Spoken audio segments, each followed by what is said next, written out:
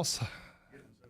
Yes, he is. I'll put your mic on. And we're also here with Ned Rolsma. I've been calling you the 7-foot giant pro wrestler and actor extreme. There was one TV show I remember, How I Met Your Mother. You played Jason Sudeikis, or what's his last name? Jason Segel. Him. 6'4" Jason Segel of Forgetting Sarah Marshall fame, Muppet movie fame. And he played the little brother to Marcus Erickson, the 7-footer from St. Cloud, Minnesota. And so, yeah, a lot of good memories. 9 seasons worth, 14 episodes on the hit CBS sitcom. You can join us now. We're streaming this on our Facebook page, but Shane and Ned are here to talk about an event going on in Pittsburgh, wrestling related. Hit us up. Yeah, what do people Anime look Wrestleverse / Fest. I wonder where the con and all the rest, the con and the Kate at the end, they got them all squeezed in there. But the world's great anime artists and producers, and then of course wrestlers. Like Ned had talked about. In some of his releases about the classic era of wrestling, Sting, Sergeant Slaughter, just name them and they're going to be there. Ric Flair, my friendly Ric Flair, right? It's going to be a big time to come out and see the wrestlers, but also see the anime and what they do.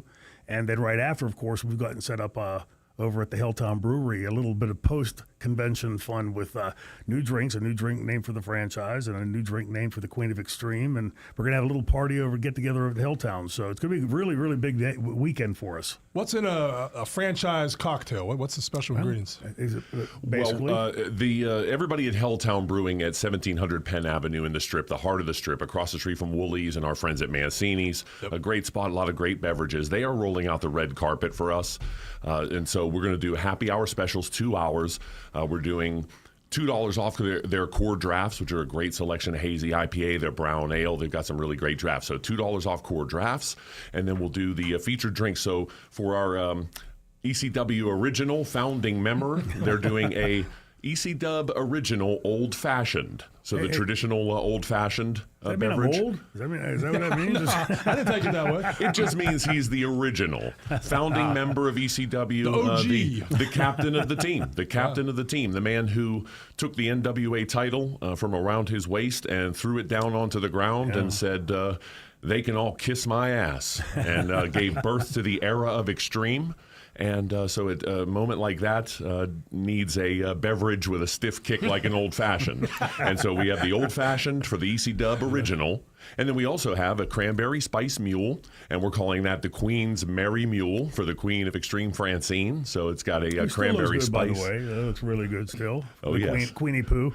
Yeah, Francine is doing really well, and so we're excited to have a cranberry spice mule for her to get everybody in the spirit as well. So there'll be plenty of spirits to get everybody in the holiday spirit. And again, the day, that is Saturday night, December 20th from 6 to 8 p.m. at Helltown Brewing. And then we have our musical guest and headliner, Yukon John and the Sulphur Creek Band, who actually happen to be big wrestling fans. And so when John heard that we were doing the show and he was the musical guest and headliner, and he knew it was the franchise Shane Douglas, he said, "Oh my goodness, Shane Douglas, he's the biggest heel in ECW history, and we can't wait." And he said, "Oh, I know all their theme songs, I know all the wrestlers' songs." And so I do believe Yukon John is going to be the house band and musical guest and headliner for our little happy hour event. And so we'll have our spirits, and we'll get our spirits up with some fun holiday games. We'll play Christmas party games. We'll do Q&A. We'll do some lively repartee, some trivia, and just reminisce about the old days, give away some fun prizes, and also do a little business, sign some autographs, take some pictures, and get into the holiday spirit in that way as well. Wrestling fans are a special breed. I'm sure you get people, "Hey, Shane, remember that match in '98 when you took on," they're hardcore, but they love the sport. Every day I go out. It's amazing. We were talking on the way up here, and I said, he had made the comment that his greatest Christmas gifts were wrestling related. Yes. And that made me think about, at the age that he was getting those presents and where I was in my career, what we were doing with ECW. You've known us since, Scott. He was, by the way, everybody, he was very instrumental in getting ECW successful here in Pittsburgh and Beaver County, so thank you. He being Scott Tatey. Yes, I'm sorry. Yes, he wasn't referring to me. Bruce Pritchard always says pronouns, pal. Yeah, right. And so, he is Scott Tatey. Played a very special role in ECW's foundation and getting the word out. So those thanks are genuine. Do it like a community college of Beaver County, for instance. Yes, you would Dome. fill the dome, Yeah, fill it up November to remember 1997, where I wrestled the epic match in the Golden Dome against Bam Bam Bigelow, that monster. in front of 5,000 people and turn thousands away. We didn't have the one like Achilles heel for ECW was, unlike WWF or WCW, then WWF. We didn't have that building full of staff to say, hey, this many people are going to show up. We had, one or two people doing these things. And so it really hurt us to do that, but it really put the building on the map. It put us on the map here in Pittsburgh.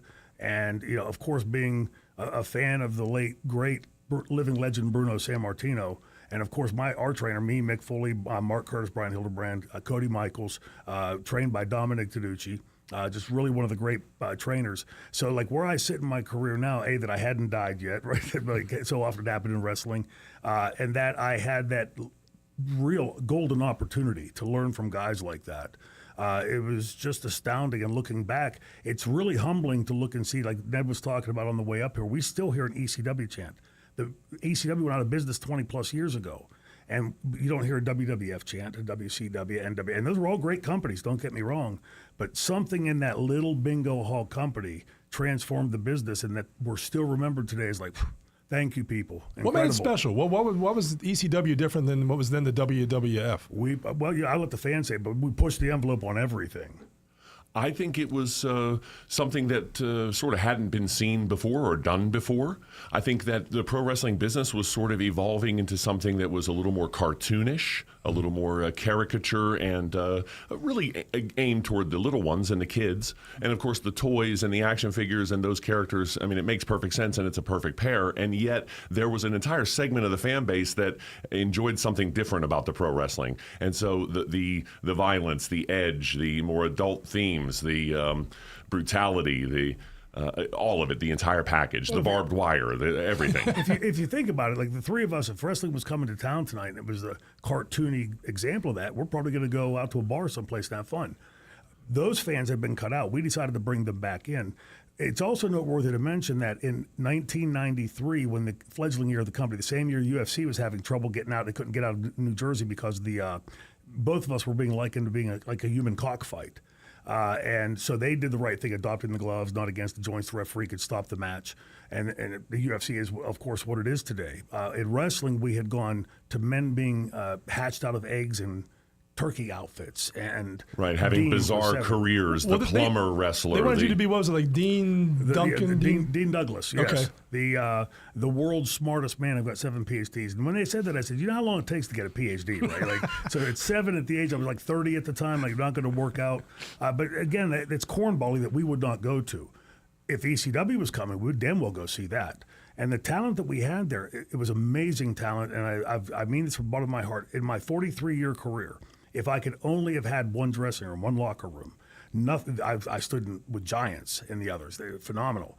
But I'd pick ECW every time because coming in, nobody by and large, if you weren't reading the dirt sheets, knew who Sabu was. His career had been in Japan. Nobody knew who Pete Sinurcha, later Taz, would be. Thomas Laughlin, later Tommy Dreamer. Jim Fullington, later Sandman. Francine Fournier, later the Queen of Extreme. Completely untested, but incredibly talented. And at that point in my career, I got to be the guy pushing all of that. And so it was just like the Svengali, that was Paul Heyman, had all this untapped, unknown talent. The slam to me at that point, Scott, always was, he's a good little middle-of-the-card white meat baby face. Sabu's not big enough. Taz isn't tall enough. Francine doesn't have enough experience. And there were all these like sort of backslaps, like, yeah, they're okay, but... And then came this place where Paul said, do what you want. And the talent just oozed out of that crew. It was an amazing time to be a part of. And I think the fact that fans still chant that today is incredible to us. It's like you're waking up in a dream, a fantasy world, that it's still known. So incredible. And remember, too, you have to put it in the time context of the era we were in, socio-politically, the entertainment era of that early to mid-'90s into the turn of the 2000s, where we were with television, the evolution of the value set and Crash TV, Jerry Springer, pro wrestling. Things were getting hot on television. And everything was extreme. Yes, everything was extreme. Yeah. And so it fit right in. There was a real fervor for it and a real appetite for it from the fans. And so it was the perfect storm. and also what ECW did, and really he was the captain of the team.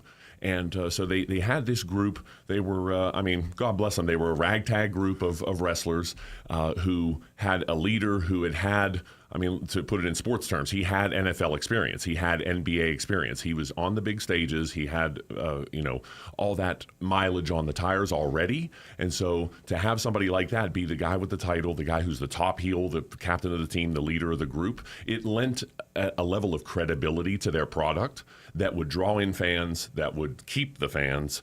And then he just took that ball and ran with it and became a legend. God bless him. And I'm not saying that because you're sitting next to me. Or I will pay him after the show today, right? We're good.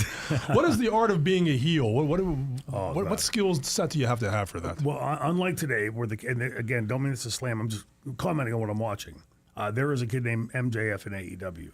He's about 5'7", 5'8", not the biggest guy in the world. Where guys are more his average size than mine. 7-footer. Yeah, 7-footer. The reason he's so successful is because he's playing an old school heel.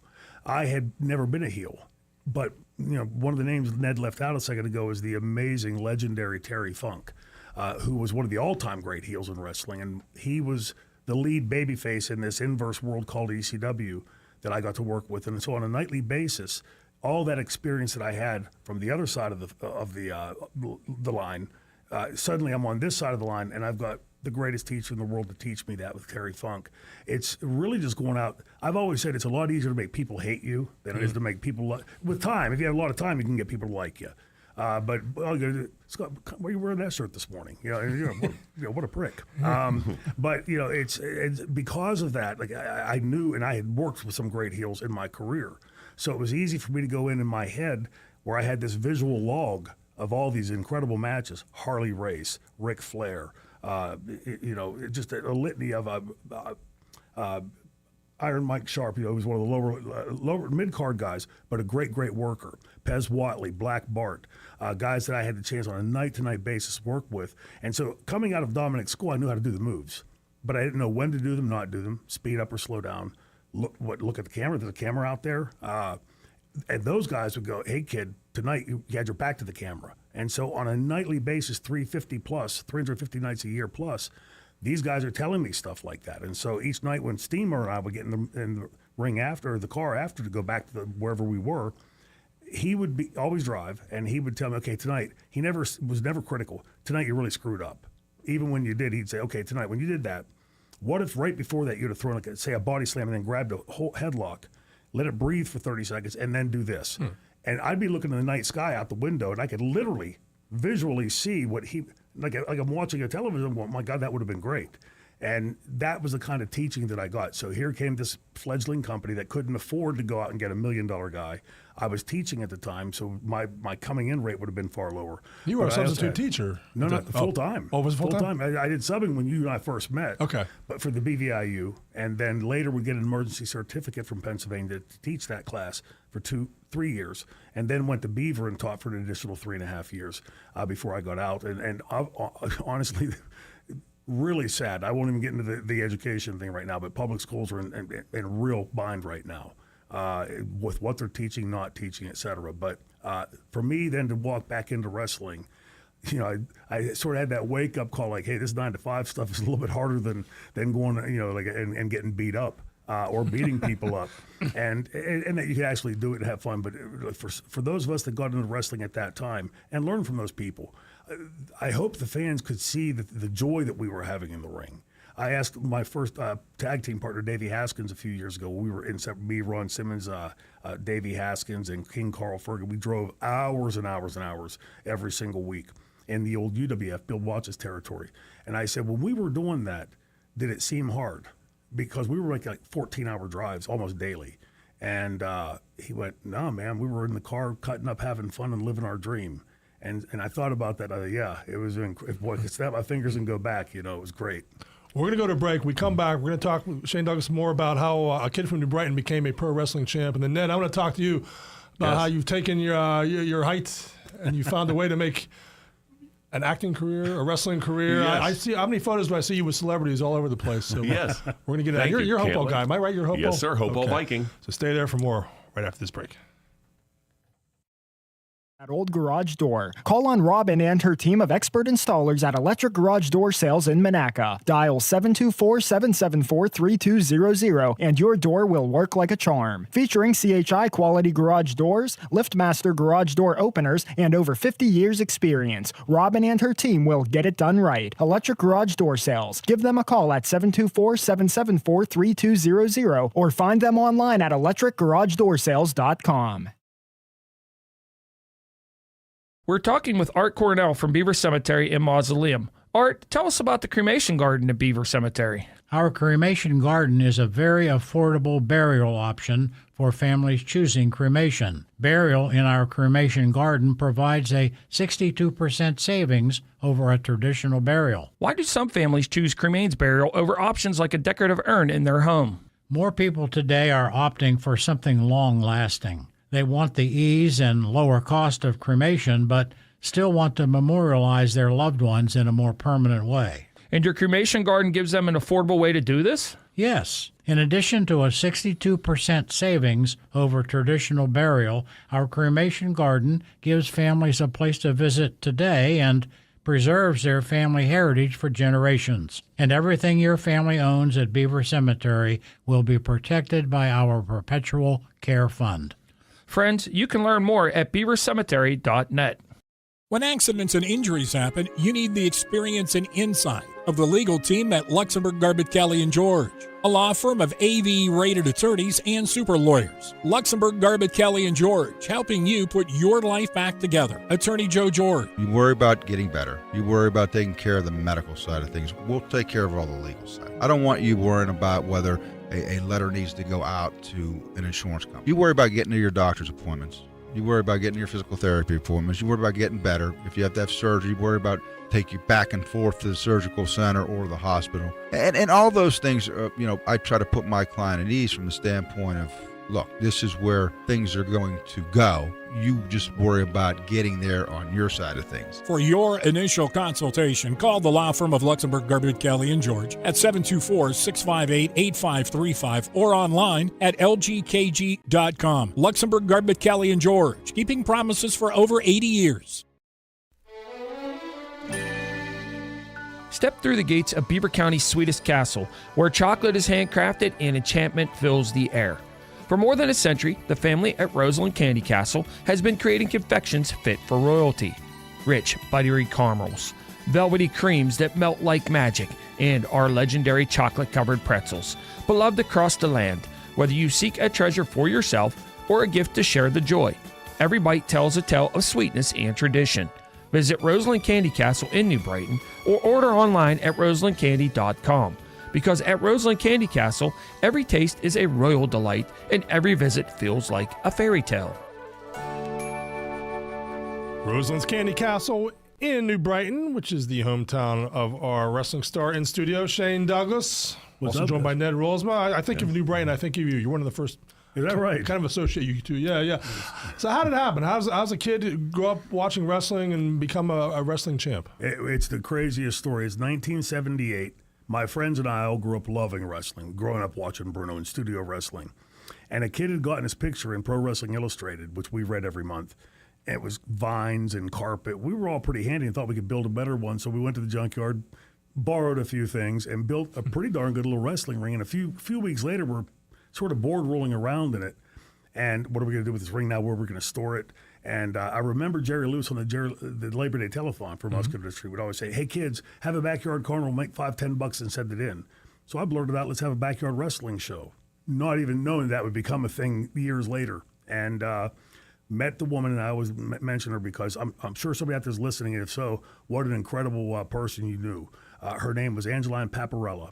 She had been an adult nurse. She'd been a nurse, mid to late 50s, maybe early 60s, who had contracted adult onset muscular dystrophy. So we went over to talk to her about what we were going to do, and that we could get the right to use the logo and stuff.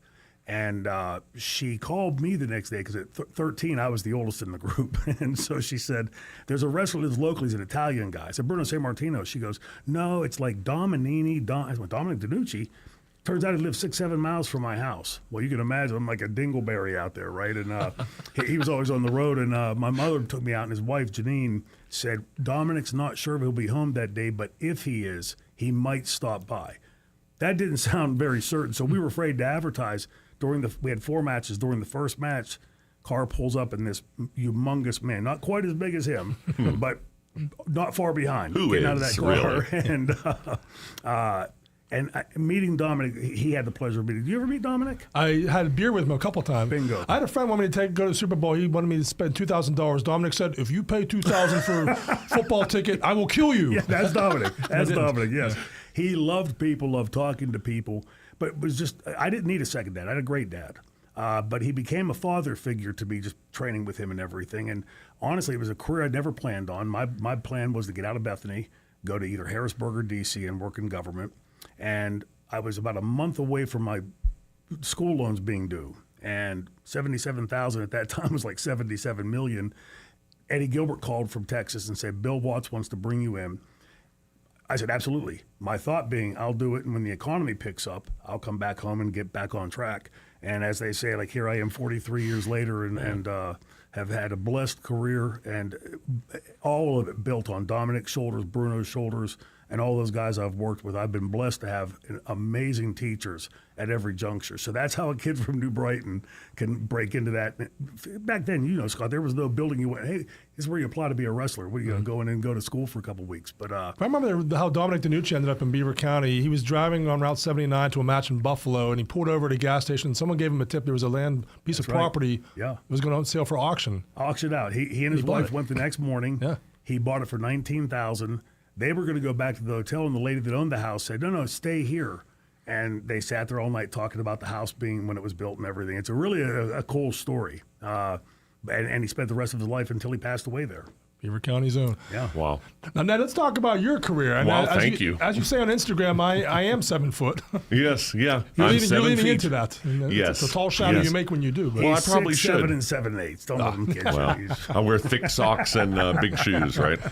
And tippy toe. I've made the most of my shortcoming of being 7 feet tall, right? The 7-footer from Hopewell. And so where were we going with that? I don't know. You've made a career. I sure have. That's seen you on TV shows. It's seen you in wrestling. And you've been on the Howard Stern show a bunch of times. And was an NBA prospect in my day, which allowed me to get a size 18 foot in the door in the entertainment business. Honestly, it gave me the avenue to be able to do that, which was sort of always the point. Honestly, ever since I was a little kid running around Independence Elementary in the Hopewell School District, I was a precocious kid. I was always acting up. At one point, if you remember the character from Saved by the Bell named Zach Morris, yes. I used to walk around school thinking I was Zach Morris in real life, entertaining all the kids, cutting up. Some of the teachers enjoyed that. They would sort of foster that. Some of them were not into that and thought it was a distraction and a disruption. Did you play sports for Hopewell? I did. I was a basketball player. Ended up graduating from Hopewell and getting a Division I scholarship, 2 years at Iona in New Rochelle, New York. I was on an NCAA tournament team. We were in the 1998 NCAA tournament. We lost to Syracuse at the buzzer. We were up by 2, and they hit a 3 at the horn in Rupp Arena at Kentucky to eliminate us from the tournament. We were everyone's upset pick that year. We were a 12 seed out of the MAC. They were a 5 seed out of the Big East. And it was like, we were this close. And so they hit the shot at the buzzer. But then I came back for a 1-year stopover at Community College of Beaver County, playing in the same Golden Dome that this man was tearing down in a wrestling ring. Actually, it was sort of around the same time. So in that era, I was 99, 2000 at CCBC. They were doing ECW shows and tearing down the place. And so anybody that goes to the Dome these days and look up at the basketball banners, there are at least a couple up there that I helped put up there. And then left CCBC with my associate's degree, went down to Tennessee Martin for 2 years, got my bachelor's, and was drafted into the NBA's developmental program in 2002, and kicked around in that a little bit, went overseas back and forth, played in the NBA Summer League 3-4 summers, was very close with the Los Angeles Clippers. They loved me. Their director of player personnel and associate GM was Dennis Johnson from the Celtics. And DJ. He saw my game, and I think, because I grew up in the era of the 1980s NBA and the centers, Ewing and the Knicks and Mahorn and Ruland on the Bullets, McFilthy and McNasty. And so I was Moses Malone. And so I was a hard-nosed, rough around the edges, elbows, and I was a heel. I played the heel, and I leaned into that as well. And so as a player, I was not somebody that was easy to play against. I was not somebody that took it easy on you, and threw a lot of elbows and chipped a lot of teeth and other people's, and dished out a lot of black eyes. And so Dennis Johnson saw in me, I think, a Kevin McHale, a Robert Parrish type. Bill Lambier. Yes, Bill Lambier, Jeff Ruland, these guys. And so, close with the Clippers. They were ready to invite me to training camp that would start in October. In August of that year, they fired everybody. Front office gone, GM gone, head coach gone, Ned Rolsma gone. And so I fell right off of their radar. Very close with the Memphis Grizzlies. They loved my game. Loved that I was from Tennessee Martin. Loved that I was a well-spoken white guy with, an education and could go into the schools and into the community and represent. They loved me too. Same kind of thing. It was like, well, go back overseas, season up. We'll see you next year. Come on back. And it just sort of next year became next year. I started booking gigs. My first professional gig was I was here in Pittsburgh, thanks to Nancy Mosser. She cast me in my first professional principal role as a principal in a Pennsylvania lottery scratcher commercial. Oh, no kidding. As a basketball player. And so that sort of opened the door. Then I moved out west, started booking every Nike, Adidas, Reebok, all the shoe commercials, the drink commercials, pretending to be an NBA player, getting dunked on by the celebrity. I was in Kevin Durant's first shoe commercial, a rap video, getting dunked on by him, and always putting over the hero. And so I made a nice little living doing that. And then in 2005, had the opportunity to read for a freshman sitcom, a new role, playing the bigger brother to a 6'4" guy and trying to make him look like the runt of the family. Ended up getting the role. And then that sort of snowballed, and sort of the rest is history in How I Met Your Mother lore. We call it, I have coined the term the Motherverse to represent the How I Met Your Mother community and their fan base. And so all the fans in the Motherverse, that's a Ned Rolsma thing and a Marcus Erickson thing. TM trademark. But so I don't know where we're going today. I could probably talk all day. But we'll let Noah do the news. That is fascinating. Your background is very intriguing. Oh, thank you. I want to go back and watch some of those commercials. But yeah, please. Noah's going to let us know what's going on news-wise. Beaver County Radio's news source. 99.3 FM, 1230 WBVP, and beavercountyradio.com. Here's Noah Haswell. Good morning. On this Monday, December the 8th of 2025, we will have a complete Beaver County radio weather forecast after we take this look at news. The cornerstone of Beaver County has now coordinated with partners in its community to provide warming centers this winter to benefit those that are experiencing either housing-related crisis or homelessness in Beaver County. Warming centers provide relief from extreme cold and wind chill, as well as inclement and potentially dangerous winter weather. The locations and the opening dates and times for warming centers in Beaver County that were provided, as well as more information about contacting the cornerstone of Beaver County if you need help, can be found on our website at beavercountyradio.com. A large water main break flooded part of Route 51 yesterday in Brentwood. According to the Brentwood Volunteer Fire Company, the water main break happened on Route 51 between Mary Lay Avenue and Greenlee Road, and a part of the road was buckled. Pennsylvania American Water confirmed that service is expected to be restored to customers by this morning. A man was taken to a hospital after an armed home invasion in Swissvale. According to Allegheny County Police, officers were called to the 2500 block of Delaware Avenue at 5:48 p.m. yesterday. When they arrived, a man with cuts on his head was found, and he was taken to a hospital, last listed in stable condition. Detectives say that a group of armed men broke into the house where the man was staying and pistol whipped him while they were there. Anyone with information is asked to call 1-833-ALL-TIPS, and any tips can be left as anonymous. Matt Campbell has been hired as Penn State's football coach. The announcement Friday night marks the end of a long search by the Nittany Lions to find James Franklin's successor. The 46-year-old Campbell heads to Happy Valley after going 72-55 in 10 seasons at Iowa State to become the winningest coach in the history of that program. A pretrial hearing on Luigi Mangione's bid to exclude evidence from his state murder case was postponed because his lawyers and the judge say he's sick. It is slated to resume today. Mangione is seeking to exclude a gun, notebook, and other items police officers say they found in his backpack when he was arrested December 9th, 2024 in Altoona, Pennsylvania, 5 days after United Healthcare CEO Brian Thompson was killed in Manhattan. And Sylvester Stallone, Kiss, and Gloria Gaynor were among the luminaries celebrated at the annual Kennedy Center Honors. Donald Trump hosted the gala last night in Washington, and it was a presidential first. The honorees were being recognized for their influence on American culture and the arts. It was expected to be emotional for Kiss members after the recent death of their original lead guitarist, Ace Frehley. Here's the Beaver County forecast. We'll see some sunshine today with highs of 26 and lows of 13. And tomorrow, look for increasing clouds and breezy conditions with a chance of snow showers in the afternoon, followed by a rain and snow mix through the overnight. Expect highs in the mid-30s and lows of 32. I'm Lisa Marie with your Beaver County weather. On this Monday, December 8th of 2025 at 37 minutes after 9, we've got a temperature of 22 degrees currently in Beaver County. That's a look at the news for now. I'm Noah Haswell on 99.3 FM, AM 1230 WBVP, 95.7 FM, and 1460 AM WMBA. Also streaming live around the world at beavercountyradio.com. Thank you, Noah. During the break, Noah, you made Ned stand up to prove he is indeed 7 foot. Oh, yeah, I don't get that all the time. Which was the inspiration for my Twitter feed and for my social media handle, because all day long everybody says, how tall are you? How tall are you? How tall are you? I'm 7 feet. I'm 7 feet. I'm 7 feet. Literally all day. And hey, stand up so I can look at you. And hey, what size shoe do you wear? And where were your parents tall? And where do you find jeans? And all the obnoxious stuff. So I'm glad, Noah, I could perform for you like a dancing bear in the circus. I ought to throw you in a sleeper hold for that. No. I'm not. worry, I'm no, not going to get into that. I know how to reverse that. Don't worry. Yeah, No.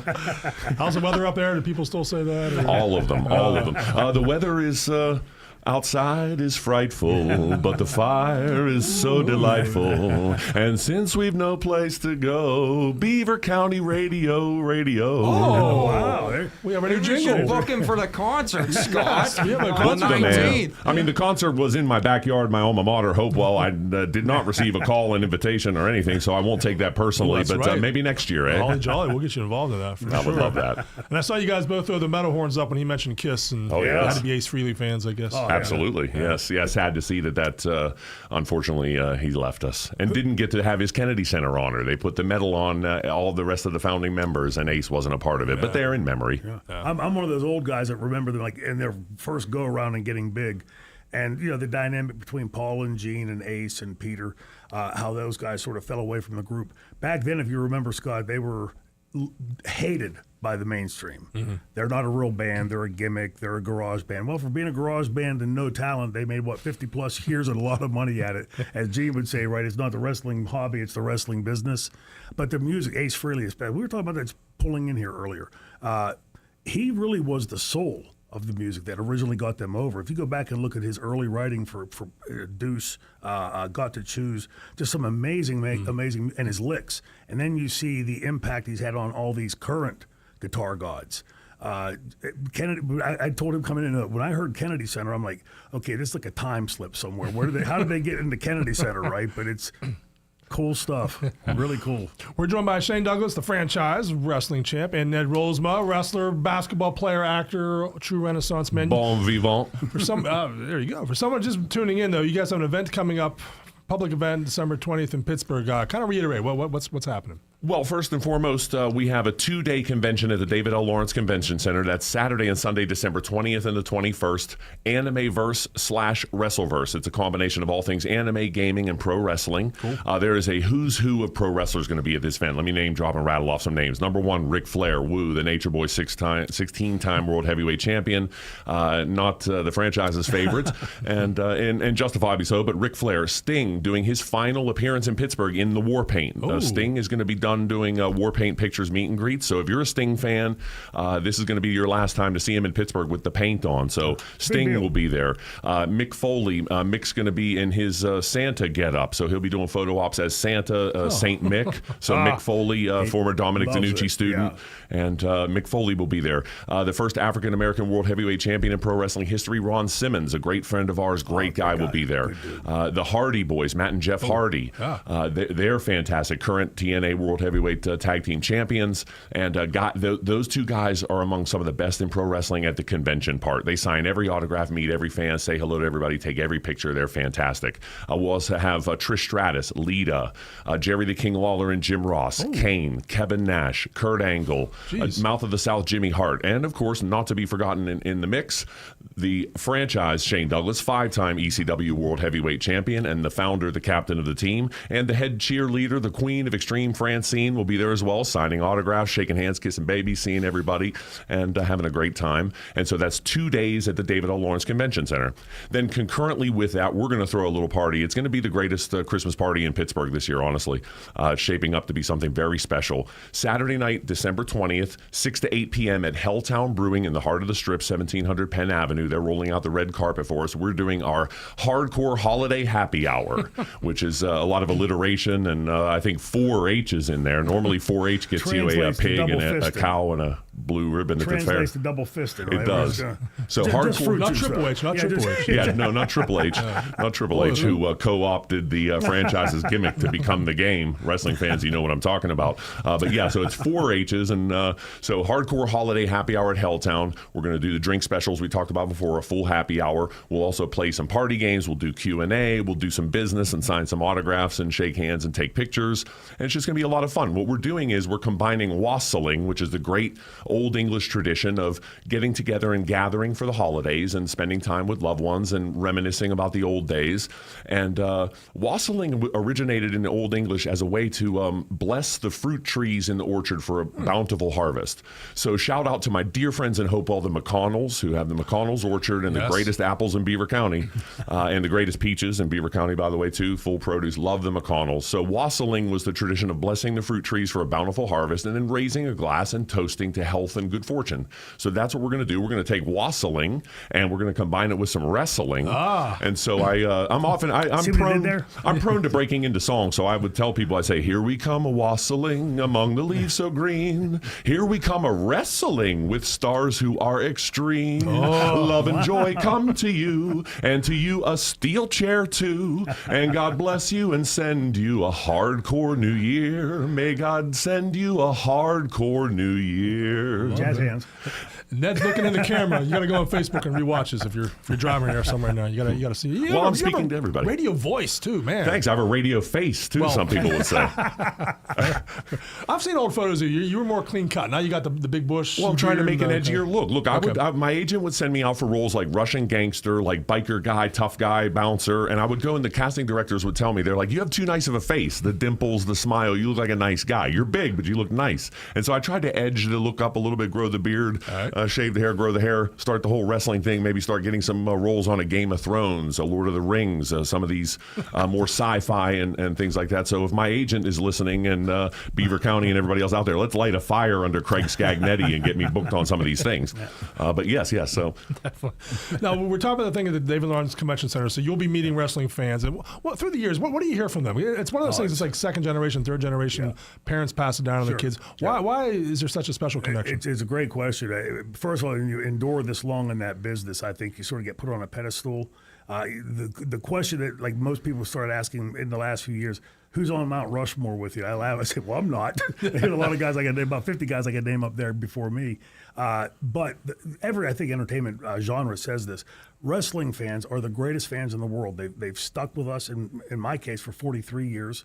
And I'm starting to see this dynamic recently in the last couple of years where a 40-year-old guy will come up with a picture and he'll show it to me. And it's me with a little kid, like taking a picture 30 years ago. And it's that person. And they want to recreate that picture, which is pretty crazy that they've remembered that long and followed that long. Out in Johnstown a few months back, a 35, 40-year-old guy came up. He's got 3 beautiful kids. And the oldest was 10 years old. Dad tapped him on the shoulder and said, go ahead and tell him what I told you. He looked at me and he goes, I thought your angle with Taz was amazing. And I sort of laughed. I said, well, how the heck did you even know my angle with Taz? That was 95.6, and YouTube. YouTube has kept us. We are eternally young. 30 years old forever in YouTube. Thank you, YouTube. Yes. Or I can look like Joan Rivers, right? It's, So got those gold shorts on. And, yes, yeah. Not quite so much. Those gold shorts have turned into like a gold bikini under there. But yeah, and I want to mention this too because getting to know Ned and I've known you for how long. My success in professional wrestling or in teaching or in getting accepted to medical school was I was doing a very simple thing. I was applying that Beaver County work ethic. My parents were both that. My friends. Every day you saw these people get up, go to work diligently, and that sort of rubs off on you. And in wrestling, you can either say, hey, this ain't for me because it's too hard of a drive or whatever. Well, that's a lot easier than what I watched my mother do when I was 12 years old, what I knew my dad did. So I was well aware at 15 or 16 that I was nowhere near as tough as my parents. So I'll go into the game where people are going to beat me up and I can beat them up because I'm not tough enough to do that. It's Beaver County, man. It's in my blood. Now, modern wrestling, what's on TV now? Do you have critiques of it, or are you a fan of it? Because through the years I've run into you in grocery stores and places, and we've talked, and you've been very candid about what you've thought of wrestling at any point. He hears it all the time, so he's going to get the litany again. We were in Chillicothe at a show that Bobby Fulton was putting on, a nice, huge event, and we got to the hotel late. We walked in. He was bringing the bags in, so I'm turning the TV on. I see a wrestling ring. So, okay, who is it? I didn't see any letters or who it was, or I'd see a ring. He walks in with the bags a few seconds later and goes, you sure you want to watch this? And what did I say? I promise I won't say a word to the end, and then I'll critique you. I critique it. And that lasted for maybe 3.5 minutes because, again, we 30 seconds. I'm exaggerating. But we were taught by incredible wrestlers and workers that knew their craft that would be on that Mount Rushmore. And these kids are mind-blowingly athletic, except nothing they do, A, doesn't lead to B, lead to C. It's just move, move, move, move. It's incredibly athletic to watch, and I'm impressed by that. But I don't want to watch an hour of that. I want to watch a story being told. And if it's with the athleticism part and the moving, that's the hard part to learn, and the timing and where the cameras are. The applying the story is much, much easier once you know that. The kids just refuse to. Now, there are some great performers out there today. But when you hear to a man, the guys in my generation, we obviously love wrestling or we wouldn't have done it this long. If you ask them on Saturday, hey, did you see AEW last week? Did you see TNA last week or what? And again, those companies all have some good spots on them. Everybody in my generation will say, didn't catch it. I was, on the road or whatever. And, it'd be like, I can't imagine Terry Bradshaw not watching football or Willie Stargell when he's still alive not watching baseball. But somehow in our genre, we've all been jettisoned out of it. And it's a shame because I think as we're watching, I was telling the guy coming in, 1.6 million viewers 2 weeks ago for WWF. I was competing against them getting 8.4 million fans. Yeah. So a little different. AEW was just under 400,000. ECW was doing better than that, and we had no national slot. So the business has really shrunk. The difference is Vince McMahon is such a great businessman before he sold to Endeavor, which is the parent company that, owned by UFC. He figured out the magic path how to make exponentially more money with exponentially less fans. And my response to that is great. But the numbers are crazy. 52 million fans used to watch in America alone. Now, 2 million I just said. That 50 million that have walked away, their money is green, as yours is, as those other fans are. It's just nobody in the business willing to say, okay, we'll give you fans something that you want. They're basically telling us fans, go pound salt, get out. We're going to focus on these little snippet of fans.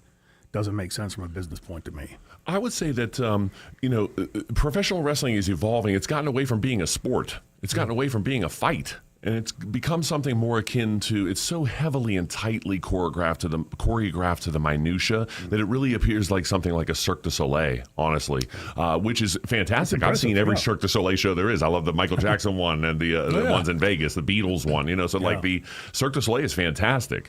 And there is no taking away anything from what the kids, we call them, but the talent of today, they're able to do. Athletically, never been better. Physically, the muscles, the whole thing, they've never been more athletic, never stronger. stronger, the whole thing. And yet, like I said, it is a little too, it left the sport, it left the fight. It was the greatest improv game in the world. These guys used to go out and engage with the fans and just feel the wave and fight it out and roll with it. Now it's just become so tightly choreographed down to the minutia. They're going over everything. And what it looks like now is a choreographed dance. God bless them, but it looks like a dance. I like what looks like a fight to me. Dominic made a great point not long before he died. My son used to love going out there and watching with Dominic and then having us tell him what the wrestlers were doing right or wrong. And I keep hearing my son go, huh? Every time I look, it stops, and finally I catch him. He goes like this. Dominic's sitting where you are. He goes. So I look over at Dominic, and Dominic is like this. Slack-jawed, wide mouth, jaw on the floor. And I said, Dominic, you're going to catch flies. Close my. He goes, well, these kids are working 10 times harder to get 10 times less reaction. Ooh. I said, yeah. Welcome to wrestling in 2021. It's again, they could do much less. And trust me, when they get to 40 and 50, they're going to wish they had listened to this because I didn't, like an idiot, and paid the price. When they get to that age, if they survive to that age in the business, they're going to look back and go, man, those guys were right. I wish I didn't do all these crazy falls and whatever. But I still am the eternal optimist, though. I still want to, hoping that this kid's going to get it right. And when you see an MJF get it right, or a Brian Myers get it right, or, there's a litany of these kids that are out there, Dolph Ziggler, when you see them and they know what they're doing, it's just the company won't put the spotlight on them. We had Joe Henry in studio a couple months ago. What are your thoughts on him? Is he one of the good kid? Joe's great, charismatic. Yeah. Obviously, everything, all the tools to do it all in the ring is great. And then he has even all the tools outside of the ring. He's a singer, a performer, creative, improv, the whole thing. And so Joe Henry's great, and I believe he will be a huge future star. Right. Just was called up from TNA into WWE, so he'll be a full-time main roster performer now. So we're going to see lots from Joe Hendry, and so we will all be. His thing is, I believe in Joe Hendry. Yeah. So everybody's going to believe in Joe Hendry very soon, honestly. Yeah. It's good kid. Again, the Pittsburgh connection, I love it. It keeps coming back around, and it's somehow it always finds its resurgence here. It had Dominic and Bruno, then it had me and Mick Foley, then it had other kids locally stepping on and stepping forth from it. Kurt Angle. Kurt Angle, of course. I was getting, so each time that page turns, Kurt, by the way, I just want to throw it to him if he's listening, if he's not, but somebody tell him this. Shoot wrestlers, real wrestlers from amateur wrestling, and he was an Olympic gold medalist first in America's history. He translated very well into pro wrestling. Most of those old guys can't. They're like, oh, we're saying what we did. They want to hurt you and take you down and do. Well, that's good. You could do that in that 30 seconds. Now we have 35 more minutes to fill. What are we going to do with that? Kurt really took to it well, and a really good guy. I mean, I got the pleasure of working with him in TNA, never wrestling him in the ring, but I was a huge fan of his just coming off the Olympics and winning the gold medal because that was so rare in America's history at that level. And but it's again, every time you see that page turn, I think that's based off of the fact that when I was growing up, I was watching those guys, Dominic and Bruno. When these kids were growing up, they were watching me and Mick Foley. When the next kids are growing up, they're going to watch them. And so Beaver County has a real connection to it. And Pittsburgh, I think in general, just because it's in the DNA here. Long before the Penguins got good or began to wear black and gold, we had Bruno Sammartino. We had the Steelers, we had the Pirates, and we had Bruno. And, so it's just in the DNA here. We okay for time? We have like 2 minutes left. All right, give me 2 seconds then about the Pittsburgh thing. So some of my fondest memories as a child were wrestling related. My Uncle Kevin, God rest his soul, made a point to take me to the matches. So I can remember so many times going to the Civic Arena and seeing the performances, going to the Golden Dome and seeing performances with my Uncle Kev, my big brother Phil. And so wrestling was ingrained in the fabric of my childhood, the toys, the action figures and all that. One of my favorite, if not my favorite Christmas gift ever, Santa Claus brought me the WWF Hasbro ring, which is the little characters, Macho Man and Andre the Giant and Hulkster and everything. And so I still have those toys today. And so that's a big part of my childhood. But some of the best Christmas gifts I've ever received were wrestling-related toys, but also the tickets, the experiences. And that's why I think this weekend that we're promoting is so important and vital to Pittsburgh in that sometimes the best gift is not a tchotchke, a toy, an item, a thing, but an experience, something to go do, something to see. And so the fact that there's a 2-day convention with all these wrestlers that give you an up-close personal chance to meet them, talk to them, tell them how much you appreciate them, get an autograph and a picture, get their action figure signed and stuff. It's just so much fun. I'm like a big kid in a candy store when I go there and get to hang out with Jerry the King Lawler and Ron Simmons and these guys, and the Hardy Boys are so cool with me too. So like I'm a big kid there too. So it's like it's so much fun. It's experiential. And then of course the wassailing and the wrestling at Helltown, that too. Again, something to do, something for the fans. And also, not that we're here to promote them, but WWE will be in town at PPG Paints as well Saturday, December 27th. So it's almost like the Christmas of wrestling. Yeah. And so like we're going to put... Is there a website or Facebook page of people? Where can they get more details? Okay, so the 2-day convention is Animeverse/Wrestleverse. The website is animeversefest.com. Trippingly off the tongue. What a great name, right? Animeversefest.com. Tickets, info, the lineup, everything. Now, for us, helltownbrewing.com and the Hardcore Holiday Happy Hour. You'll get everything through their social medias. But yeah, animeversefest.com, helltownbrewing.com. And come and see us for the holidays and have the... Christmas 2025 is the Christmas of wrestling. Let's put the holidays in a headlock. Nah. I'll tell you, we'll get a story on our website as well, so people can go there to get more details. Thank you so very much. Everybody, please come out. Come out and wassail with us and have a great time. Tip back a few libations. Enjoy what the Strip District have to offer. The holidays, the magic of the holidays comes out in downtown Pittsburgh. There's so much to do. The Strip District is alive. Downtown is alive. The ice skating rink, the Holiday Village, it's all sort of cohesive, and it's the magic of Christmas, and it's the magic of professional wrestling. And so come and experience it with us, have some fun, drink some drinks, get in the holiday spirit, and just have a blast. I'm inviting everyone. I'd love to see you. So please come out. Everybody who can hear my voice, come out and see the franchise, the Queen of Extreme, Francine, and their little brother from How I Met Your Mother, Ned Rolsma. Get your picture taken with the 7-footer, right? That's it. That's it, yes. For a nominal fee. Yeah. Well, gentlemen, thank you so much. Great idea. Thank you. Wish you a lot of success. Thank you. We'll see everybody there. Yeah. Heck yeah. All right, guys. Thank you for listening. Continue.